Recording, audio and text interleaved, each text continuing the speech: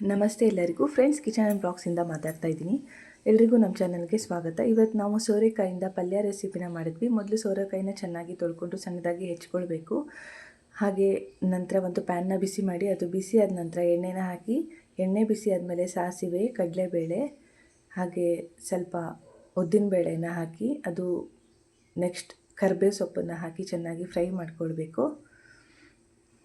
ನೀವು ಕೂಡ ಮನೆಯಲ್ಲಿ ಮಾಡಿ ತುಂಬಾ ಚೆನ್ನಾಗಾಗುತ್ತೆ.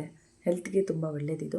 ಇವಾಗ ಹೆಚ್ಚಿರುವ ಸೋರೆಕಾಯಿ ಹೋಳನ್ನು ನಾವು ಹಾಕ್ಕೊಂಡು ಚೆನ್ನಾಗಿ ಕೈ ಆಡಬೇಕು.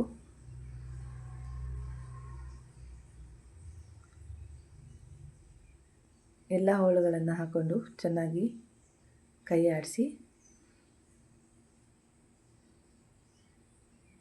ಸ್ವಲ್ಪ ಅರಿಶಿನವನ್ನು ಹಾಕ್ಕೊಂಡು, ಚಿಟಿಕೆ ಅರಿಶಿನವನ್ನು ಹಾಕಿ ಸ್ವಲ್ಪ ಕೈ ಆಡಬೇಕು. ನಂತರ ಹೋಳು ಬೇಯೋದಕ್ಕೆ ಸ್ವಲ್ಪ ನೀರನ್ನು ನಾವು ಇದಕ್ಕೆ ಸೇರಿಸ್ಕೊಳ್ಬೇಕು. ಈಗ ಕೂಡ ಚೆನ್ನಾಗಿ ಕೈ ಆಡಬೇಕು. ನೀವೆಲ್ಲ ಯಾವ ರೀತಿ ಪಲ್ಯ ಮಾಡ್ತೀರಾ ಅನ್ನೋದನ್ನು ನಮ್ಮ ಜೊತೆ ಹಂಚ್ಕೊಳ್ಳಿ. ಇವಾಗ ಒಂದು ಮುಚ್ಚಳವನ್ನು ಮುಚ್ಚಿ ಬೇಯಿಸಬೇಕು. ಒಂದು ಜಾರ್ಗೆ ತೆಂಗಿನಕಾಯಿ ಚೂರನ್ನು ಹಾಕಿ, ನಂತರ ಸ್ವಲ್ಪ ಹುಣಸೆ ಹಣ್ಣು ಹಾಗೆ ಒಣಮೆಣಸಿನ್ಕಾಯಿನ ಹಾಕಿ, ಸಾಸಿವೆನ ಸ್ವಲ್ಪ ಹಾಕಿ ರುಬ್ಕೊಳ್ಬೇಕು ನುಣ್ಣಗೆ. ತೀರಾ ನುಣ್ಣಗೆ ಅಂತ ಏನಿಲ್ಲ. ಇವಾಗ ಹೋಳೆಲ್ಲ ಬೆಂದಿದೆ. ಈಗ ಸ್ವಲ್ಪ ಉಪ್ಪನ್ನು ಸೇರಿಸ್ಕೊಂಡು ಕೈ ಆಡಬೇಕು.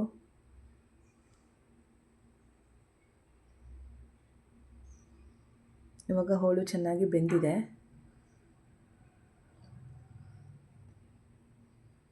ಸ್ವಲ್ಪ ಬೇಕಿದ್ರೆ ಬೆಲ್ಲನ ಕೂಡ ಸೇರಿಸ್ಕೊಳ್ಬೋದು, ಟೇಸ್ಟ್ ಚೆನ್ನಾಗಾಗುತ್ತೆ.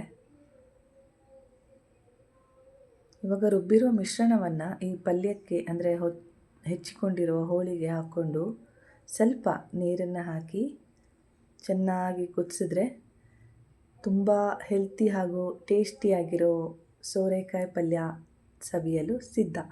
ನೀವೆಲ್ಲರೂ ಕೂಡ ಒಮ್ಮೆ ಟ್ರೈ ಮಾಡಿ. ಹೇಗಿತ್ತು ಅನ್ನೋದನ್ನು ಕಾಮೆಂಟ್ನಲ್ಲಿ ತಿಳಿಸಿ. ಹಾಗೆಯೇ ನಮ್ಮ ಚಾನಲ್ಗೆ ಹೊಸಬರಾಗಿದ್ದರೆ ಸಬ್ಸ್ಕ್ರೈಬ್ ಮಾಡ್ಕೊಂಡು ನೋಡಿ. ಹಾಗೆ ನಮ್ಮ ವಿಡಿಯೋನ ಎಲ್ರಿಗೂ ಫ್ರೆಂಡ್ಸ್ ಮತ್ತು ಫ್ಯಾಮಿಲಿಗೆ ಶೇರ್ ಮಾಡಿ. Thank you.